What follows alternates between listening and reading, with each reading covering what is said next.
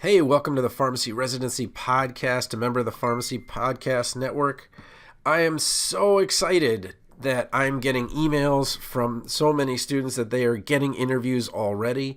And some of them are a little bit disappointed because they are pre-screening interviews.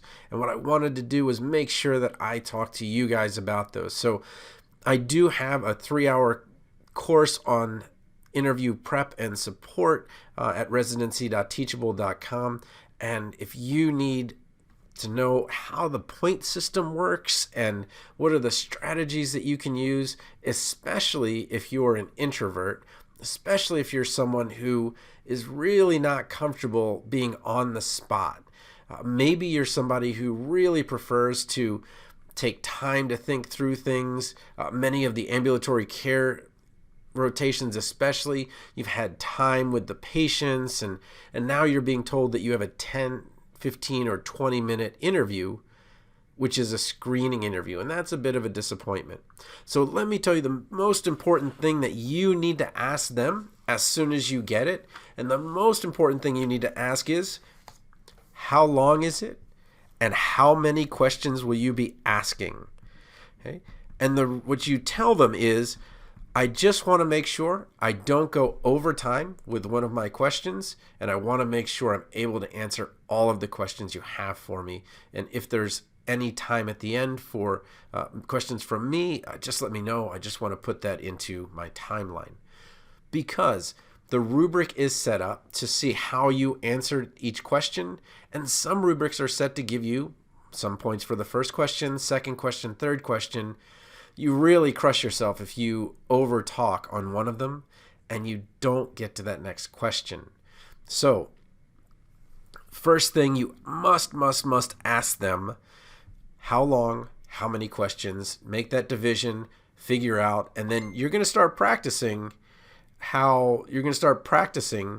a little bit of how to do that under time. And that's going to be an important thing as you're kind of working towards these type of interviews. So let's talk a little bit about how to prepare for a pre-screening interview. And I do talk a little bit more about this, certainly in the course, but that book I wrote with Brandon Dyson, the Residency and Phone Interview 2-in-1 Bundle, it's called Phone Interview Survival Tips. And this phone or Zoom interview, they're the same thing essentially in terms of what you need to do and what you need to really worry about.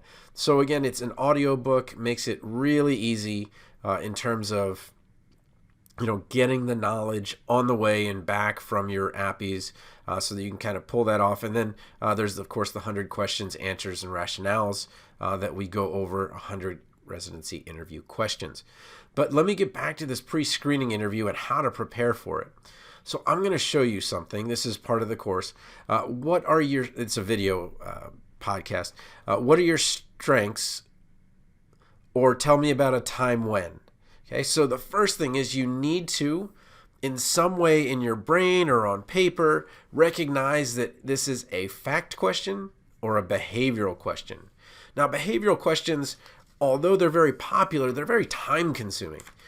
Foundational questions can be a lot less time consuming, but what you want to do is make sure you know how to do it. So the reason I called it the rock star interview was a play on words. I want you to be a rock star in that interview, but it also are two mnemonics. So the first mnemonic is answering foundational questions. What are your strengths? ROCK. You're going to rephrase it. You're going to say, my strengths are blank and blank. Then you're going to outline, and you're going to probably pick two with such a small amount of time, or maybe even one.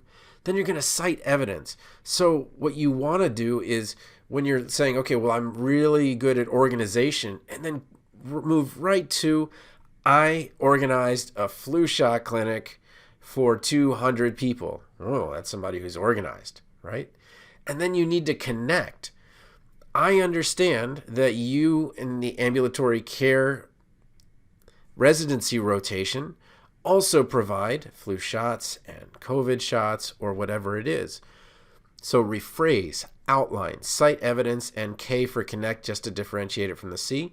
So that's what you need to do if you get a foundational question. Behavioral question. Tell me about a time when. You cannot prepare in the traditional way for this, where you're going to try to memorize maybe some of the answers and parts of the answers and things like that. But what you can do is become a good storyteller. And that's where the introvert, I feel like, does really well. Instead of focusing on the interview, you focus on the place where you are talking about. So let me tell you a behavioral question that is just a brutal one to get, especially if it comes right off the bat. Okay, tell me about a time when you made a medication error. Okay, here's the situation. I was working late. It was a 12-hour shift. Just before the end of the shift, I wanted to make sure this parent got the medication for their daughter, and it was a compound, so I was finishing up everything for the day. Even just stopped counting the drawer to go do this. We were actually closed time-wise. I got everything ready. I compounded it quickly, and then double-checked, and then I gave it to the patient. Unfortunately, as I was driving home, something in my brain was saying, I don't think you did the math right. I don't think you did the math right. And sure enough, I went back and I had a 5 times overdose. And immediately I turned around, called the store, said, get me the number of the patient so I can make sure that they don't take it. So my task was to make sure the patient doesn't take the medicine, then to make sure that I can get the medicine properly to them. So when I went back to the store, the executive assistant manager was there, and I talked to him and said, hey, this is just what happened. I've gotten in touch with the patient. They haven't taken it. They live nearby. I want to take it to them in about a half an hour. They don't speak any English. I speak fluent Spanish, so no problem. I just need to get back in the pharmacy, get this thing done, and then go over there. So sure enough, I get this compounded again. I see what the mistake was. When I was reading the when it came off the printer, the 5 was like a 2, and it just didn't come out right. And my brain must have replaced the 2 with a 5. And as I was doing the math, the math was correct from my number, but not from the actual number that was intended, which I could see on the screen, but was not correct on the printing, or it wasn't exactly right. So I went to the family's house. I immediately apologized. I exchanged the medication, asked the daughter to come in the next day, pick any toy she wanted. I'll be there working in the morning. Again, sorry to keep you up, and all of that. I understand that you have a great med safety program here. And I got to tell you, the emotion that I bring from having that scare and that near experience, I'm so excited to bring to your medication safety program. And so you see what I did? I created a situation. I talked about the task, which is not the action. The task is, what do you need to do? The action is the actual thing.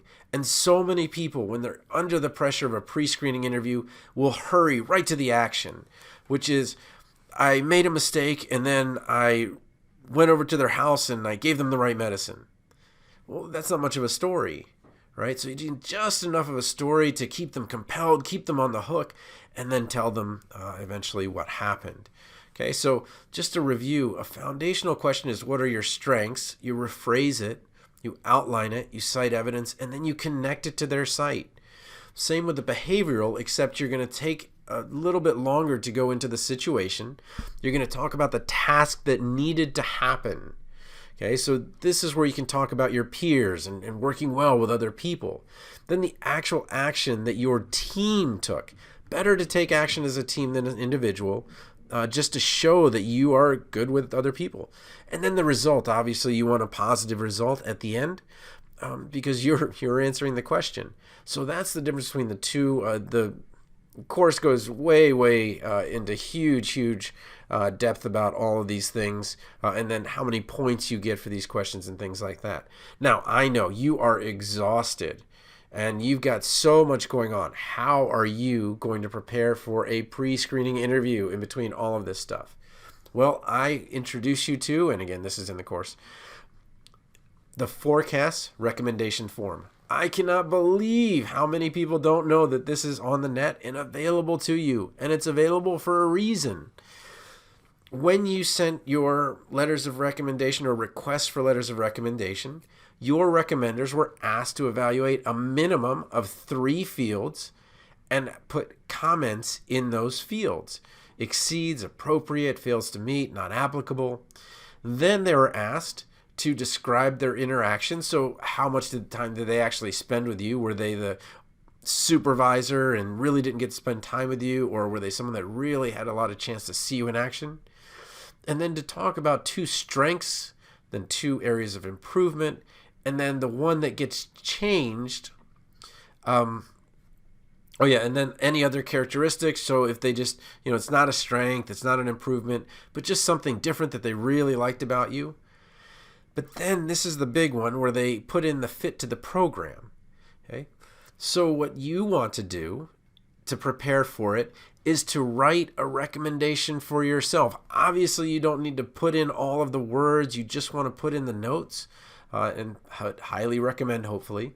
But what you want to do is have these ready. So when you're thinking about an academic medical center, what are they really going to want? Okay, they are going to want clinical problem-solving skills and effective patient interactions, right? Sure, dependability is important. Sure, independence is important. But what you say are your strengths tells a lot about you. And so there's no reason to pick outside of this list. This is where you want to affirm what your recommenders have already said. So if you said in your letter of intent, man, I got this real great clinical save, then talk about your clinical problem-solving skills. Talk about your effective patient interactions. But if you see that maybe it's a site that is going to have a lot of research and you know that there's going to be a lot of presentations, then maybe you talk a little bit about your oral communication skills. Or maybe there's an opportunity to be chief resident. That's time to put in leadership and mentoring skills. Okay, so the ones you want to stay away from, and I don't mean this in a bad way, but they can come off wrong, and under the duress of the time, you really want to stay away from these because you want to be able to tell your complete story. So be really careful about using something like assertiveness. So assertiveness sounds like you're going to take over. Don't worry, I got it. I'll be chief resident first day, right? The next thing is be careful about independence. So you might talk about how you're really excited about the autonomy they give their residents, but that makes them question, well, do you have to work alone? Can't you work with other people? Okay.